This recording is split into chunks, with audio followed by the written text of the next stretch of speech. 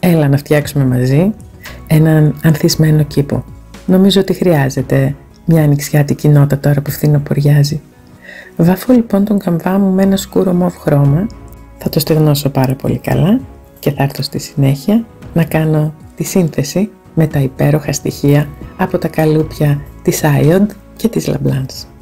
Ξεκινώ λοιπόν να κολλάω τα στοιχεία μου, αφού πριν όμως έχω κάνει ένα προσχέδιο για να έχω περίπου μια εικόνα για το πώς θα κινηθεί η παράσταση την οποία έχω στο μυαλό μου. Μετά την υπέροχη κρεμάστρα λοιπόν που λατρέψατε με αυτά τα λουλούδια, μου ζητήθηκε να φτιάξω έναν πίνακα.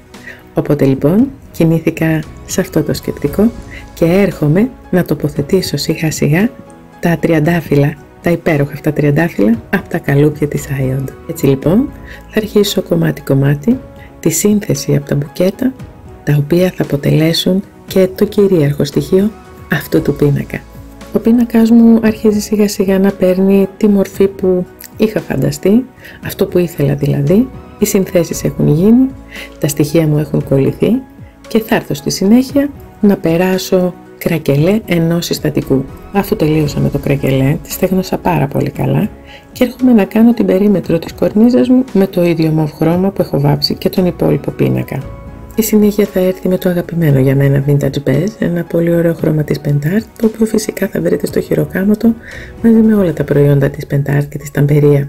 Έρχομαι λοιπόν και περνάω όλο τον πίνακα και φυσικά θα έχω το ελαφρύ κρακελάρισμα, αφού έχει ήδη προηγηθεί πριν το βάψιμο το κρακελέ του ενός συστατικού. Βάφω λοιπόν όχι με τόση πολύ προσεκτικότητα, γιατί το ταμποναριστό σύστημα που ακολουθώ με το πινέλο και όχι με τον σταμπαδόρο όπως συνηθίζω, θα μου δώσει τη δυνατότητα να χαλάσω ελαφρά το χρώμα σε ορισμένα σημεία, πράγμα το οποίο χρειάζομαι για την παλαιότητα του πίνακά μου. Το βάψιμο ολοκληρώθηκε. Θα περάσω λίγο κίτρινο στα λουλούδια μου και λίγο πράσινο στα φύλλα μου για να υπάρχει αυτή η ελαφριά απόχρωση όταν θα συνεχίσω την διαδικασία και έρχομαι στη συνέχεια με πατίνα καφέ να περάσω όλο μου τον πίνακα. Η πατίνα θα διαφοροποιήσει τα χρώματά μου, θα μου δώσει μια υπέροχη απόχρωση και με το μορομάντιλο αφαιρώ την περίσσια ποσότητα και αρχίζει και γίνεται πιο light το χρώμα της πατίνας μου, το οποίο βέβαια θα διαφοροποιηθεί ακόμα περισσότερο στη συνέχεια. Βάφω λοιπόν, δίνω πολύ μεγάλη έμφαση στο εσωτερικό των λουλουδιών και στις εσοχές τους, σκουπίζω τις ακμές και τις άκρες από τα στοιχεία μου και αφήνω πιο σκούρα την περίμετρό τους. Τελείωσα με την πατίνα, πέρασα με το μορομάντιλο παίρνοντας κάθε περιττή ποσότητα και έρχομαι με το υπέροχο dry brush να τονίσω λεπτομέρειες και ακμές και βλέπετε πως παίρνει μορφή κατευθείαν και ξεχωρίζουν όλα τα στοιχεία μου επάνω στον πίνακα. Είναι αγαπημένη διαδικασία άλλωστε και βλέπετε πως διαφοροποιεί κατευθείαν το αποτέλεσμα.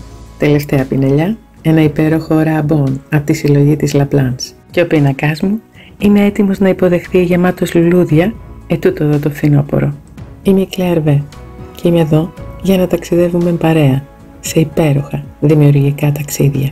Γι' αυτό να μην ξεχνάτε να μένετε συντονισμένοι εδώ μαζί μου, γιατί όπως πολλές φορές σας έχω πει, εδώ η δημιουργία δεν σταματά ποτέ. Φιλιά πολλά!